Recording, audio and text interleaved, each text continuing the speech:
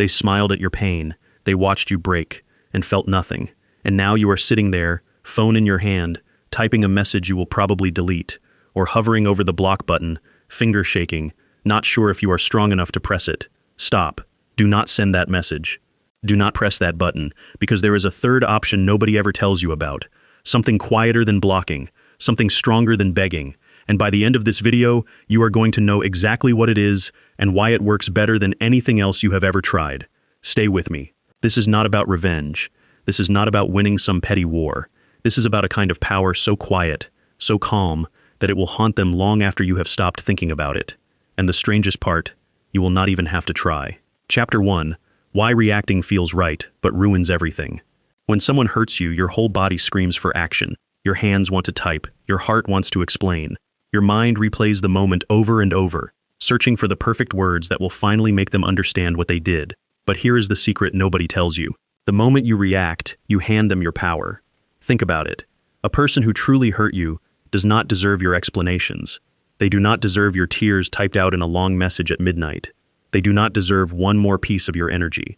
Every text you send while you are hurting is a gift, and it is a gift you are giving to someone who never even asked for it. Now here is where it gets tricky, because blocking feels like the opposite of reacting, but is it really? Blocking feels like power. It feels final. It feels like slamming a door so hard the walls shake. But blocking is loud. It screams, "You hurt me so much I had to disappear." And loud is exactly what they are hoping for. A person who hurt you wants a reaction. Even a block is a reaction. It tells them their actions mattered enough to change your entire behavior. So if reacting is wrong, and blocking is secretly a reaction too, then what is actually left? Most people believe there are only two choices: chase them or block them, beg them to stay or slam the door shut forever. But what if that entire idea is wrong from the start? What if the strongest move was never a move at all? Keep watching, because the answer is stranger than you think. Chapter 2. The one thing they cannot explain. Here is where it gets interesting. When you do not block them, but you also do not chase them, something strange starts happening inside their mind. They wait for your anger. It does not come. They wait for your sadness. It does not come. They wait for some sign, any sign, that you still care enough to fight for their attention. And when that silence stretches longer than they expected, doubt creeps in. They start to wonder, did I really hurt them? Or did I lose someone I never even understood? Why are they not begging me back? Why does it feel like they have already moved on while I am still checking their name? That question, that quiet, uncomfortable question, is more powerful than any angry message you could ever send. Because you cannot argue with silence, you cannot fight a ghost, and you cannot win against someone who simply stopped playing. But here is the part almost nobody understands. This silence is not something you fake. It is not a trick, not a strategy, not a game you play to make them suffer. If you try to fake it, they will feel that too, somehow, in ways you cannot even name. So what is it really, if it is not a game and not a plan? It is something much simpler and much harder at the same time. It is the natural result of a person who finally decided they were done performing for someone else's attention. That is it. No script, no secret formula. Just a person who stopped playing a game they never should have joined in the first place. Keep going. It gets clearer. Chapter 3. What you do while the silence works. So what do you actually do while all of this is happening in their head? You live. You go back to your morning coffee. You go back to your walks outside. You laugh again. Not to prove anything to them, but because your life did not actually stop the day they left. You focus on the one person who has been waiting patiently this whole time for your attention. That person is you. You start sleeping better. You start moving your body. You finish that little project you kept putting off for months because you were too busy thinking about someone who was not thinking about you at all. Not to prove a point. Healing is not a performance. Healing looks like living. And here is the twist nobody expects. People can feel energy even from far away. When you truly let go, when you are not performing peace but actually building it brick by brick, it shows. It shows in your voice if they ever hear it again. It shows in your face if they ever see you in a photo, a video, a passing glance at a party. Someone might even tell you that you seem different lately. You will not fully understand why. You will just feel lighter, like something heavy finally slid off your shoulders while you were not paying attention. And somewhere, someone else notices too. Not because you told them to, not because you showed them proof, just because true change has a way of leaking out even when you try to keep it quiet. But something else happens too, something you will not notice until later, something that changes the entire story. Chapter 4. The moment it flips.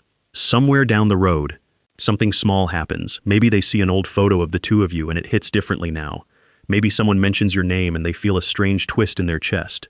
Maybe they simply lie awake one night wondering why you never came back begging like everyone else did. And in that moment, they finally understand. You were never going to chase them. You were never going to block them out of anger either.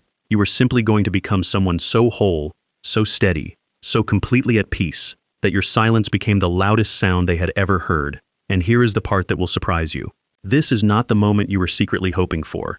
By the time it arrives, you almost will not care, because somewhere along the way, without noticing, you stopped needing them to feel it at all. That is the real twist.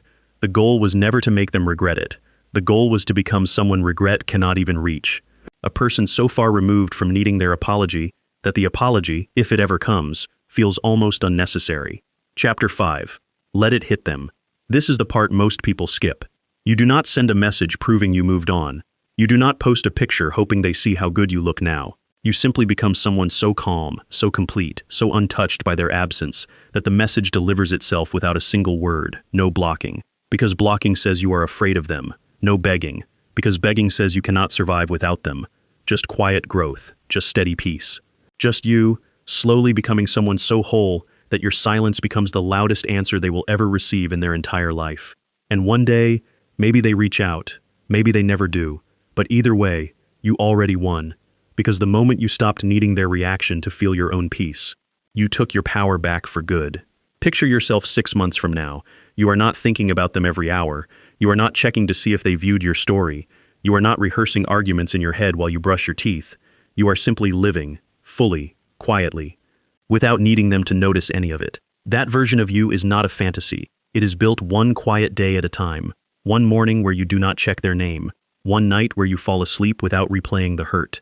One small win you keep to yourself instead of announcing it to the world. And the strange thing is, that future version of you is already waiting, right now. On the other side of this silence you are choosing today. That is the real power. Not the loud exit, not the dramatic block, not the angry paragraph typed at 2 a.m. and deleted before you hit send. Just quiet living, let it build, let it grow, and let it hit them exactly where it hurts most, in the silence they cannot explain. And maybe that is the real question this whole video was asking from the very first second. Not how do you make them regret losing you, but how do you become someone whose peace no longer depends on whether they regret it at all. Once you answer that question for yourself, nothing they do or do not do can touch you anymore. If this spoke to something you are carrying right now, let it sink in for a moment before you scroll away. And if you know someone who needs to hear this today, someone who is sitting there right now with their finger hovering over a block button or a half-typed message, send this to them. Drop a comment if you have ever chosen silence instead of chasing someone who did not deserve your words. Like this video if you are choosing peace over proving a point. Because there is so much more we are going to unpack together on this journey of taking your power back. One quiet, unshakable day at a time, no matter what silence you are sitting in right now.